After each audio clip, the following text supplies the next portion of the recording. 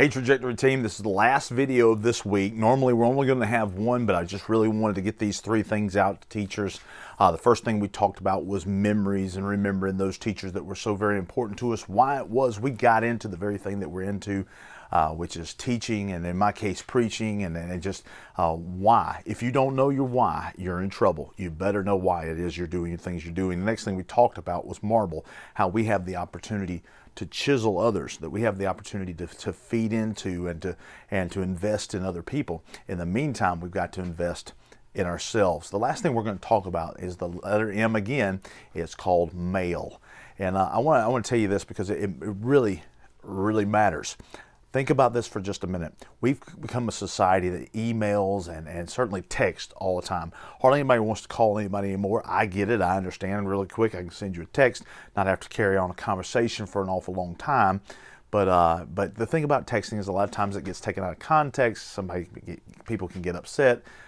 People can misunderstand, do things that they thought you asked them to do and you didn't, all those sorts of things. Texting is fantastic, and emailing is good too. You know, you email somebody and you say, look, I appreciate what you did. Thank you so much for what you did.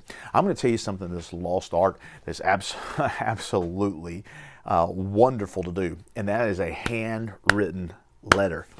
And I don't know what it is about it. I don't know the magic behind it. It may be just the last part of my generation, but I believe it would probably be true of the younger generation too. My kids give me fits sometimes about how they would much rather get an email or text or something than a handwritten letter. But I'm just not sure of that. I don't think so. Somebody taking the time to actually write a letter.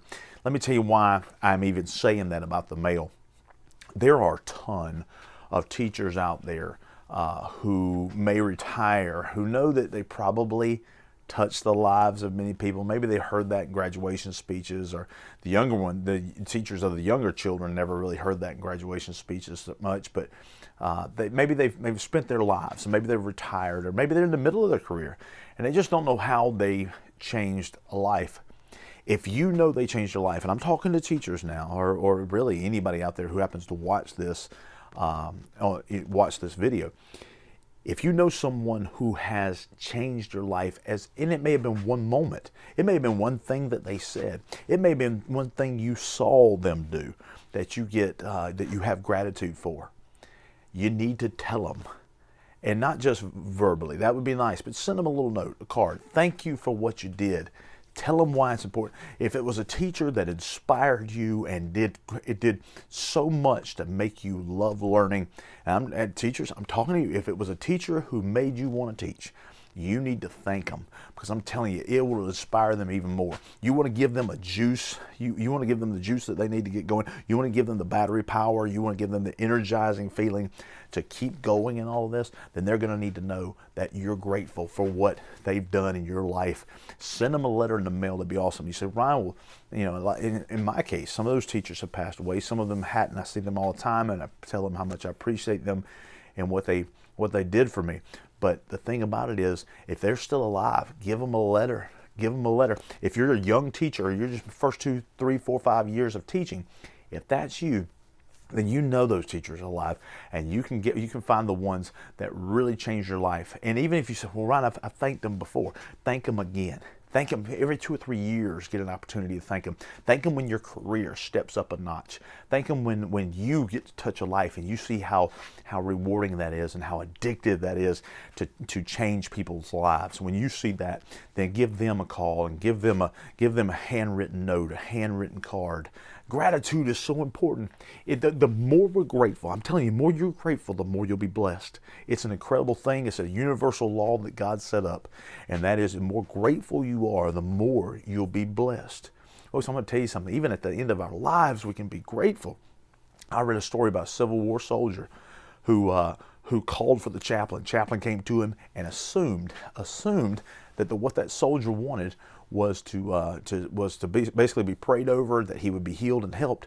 What the soldier said was, I need you to cut a lock of my hair. I need you to send that to my mama. That's one thing. And then I want you to pray for me. And again, the chaplain said, sure I will, and figured it would be just for healing. He said, no. He said, I want you to thank God for my mother. I want you to thank God for my salvation. Thank Him that for His grace to get me through all of this, and thank Him for the place He's prepared for me on the other side of eternity. Folks, that's just gratitude. There never was a petition. It was just thank Him. Thank Him for all He's done.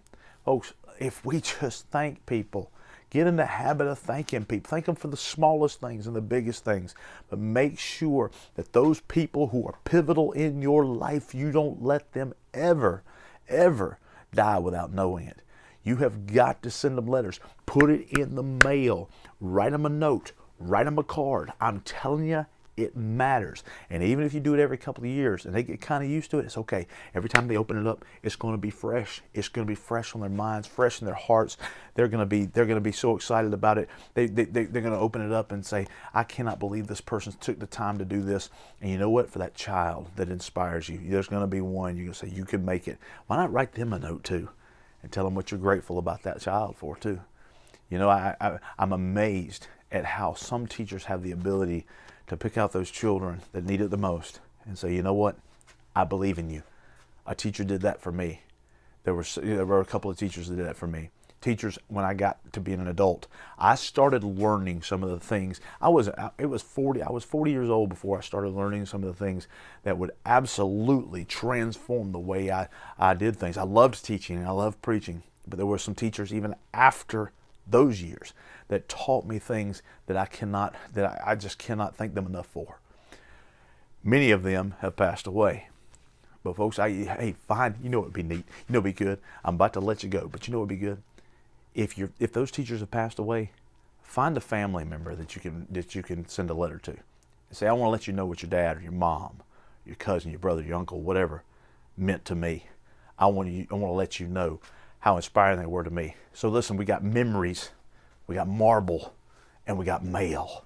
And we're going to talk to teachers through hundreds of videos over the next several years. But we're going to talk to all types of people.